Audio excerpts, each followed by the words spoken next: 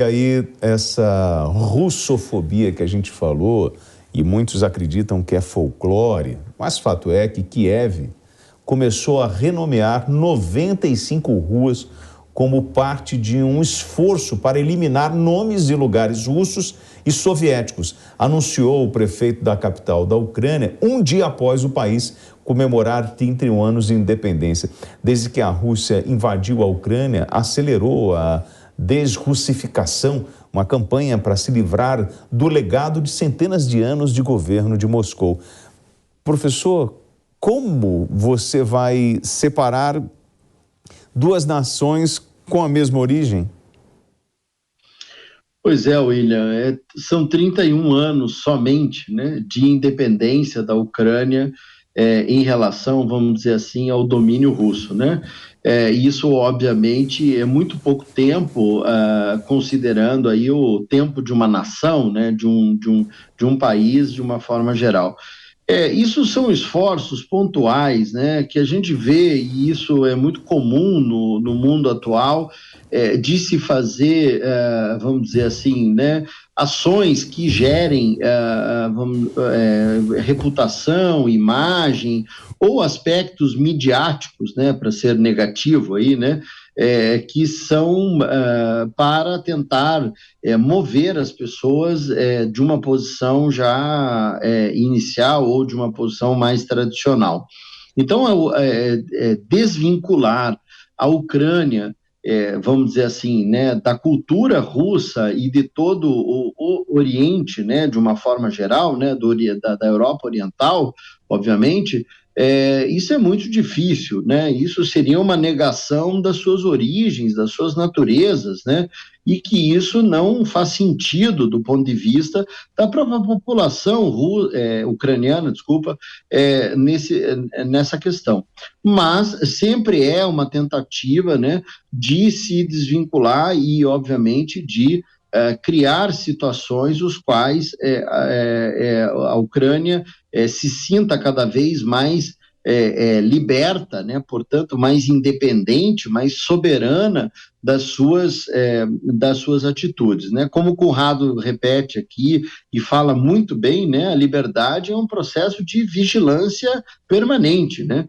Então, inclusive nesses aspectos que aparentemente são muito específicos ou até fúteis, né, do ponto de vista das suas ações, mas que acabam gerando aí um conjunto de notícias e um conjunto de interpretações diferentes que o Zelensky, né, como a gente já, inclusive já falou aqui, dialogou várias vezes, é uma personalidade muito competente, né? Ele é um ótimo comunicador e, portanto, ele sabe criar essas situações que geram uma reputação, uma imagem aparentemente, né, de liberdade ou de um processo de libertação que a realidade objetiva ainda não corresponde, né? Mas poderá corresponder no futuro. Mas ainda é um processo muito lento, muito estruturado, né, e que depende aí de um conjunto de outras variáveis, inclusive da própria ação da Europa objetivamente. Você acredita em separar essas duas nações, ô Conrado, com tantos laços, inclusive familiares? Né, inclusive históricos, né? O próprio povo russo, que o povo russo tem seu nascimento, o seu berço em Kiev. Então a gente tem que tomar por visão, não estou defendendo o eurasianismo aqui, nada disso, mas tomar por visão que ele nasce no mesmo lugar, ele tem os mesmos laços, né, a mesma história. A gente sabe também que a Ucrânia foi vilipendiada pela Rússia, né? A gente tem o Holodomor lá, milhões de mortes pela fome. Inclusive tem um filme que eu indico para quem está nos assistindo aqui, que é A Sombra de Stalin.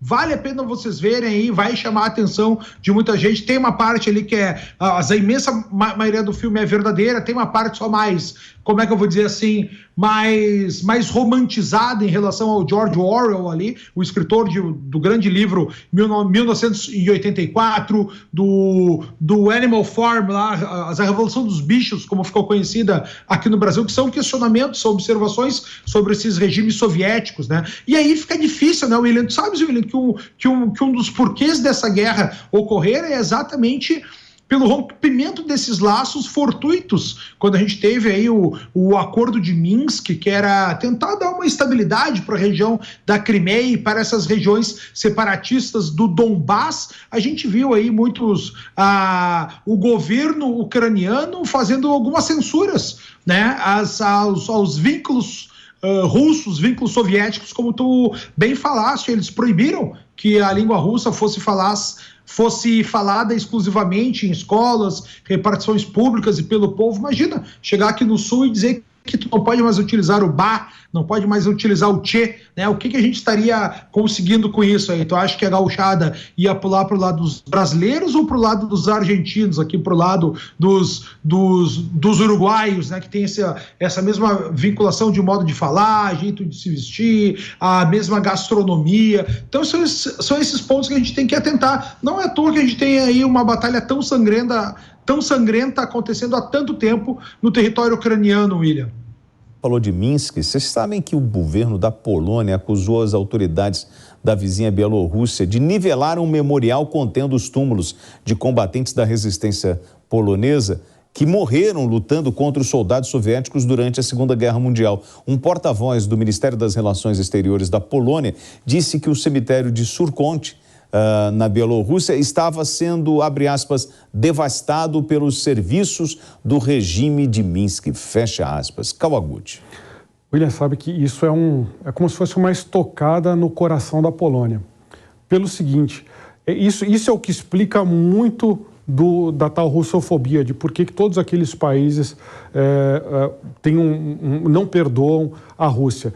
Nesse cemitério estão enterradas as forças do Exército da Pátria, chamado Armia Krajowa, que são os principais heróis poloneses. Eles são, em 1944, a gente lembra que na Segunda Guerra Mundial, quando a Alemanha invadiu a Polônia, a grande parte das forças polonesas tiveram que fugir para a Inglaterra para não serem completamente destruídas. A Inglaterra e a França abandonaram o seu principal aliado, que era a Polônia. Nunca mandaram suas tropas para defender o território polonês durante a Segunda Guerra.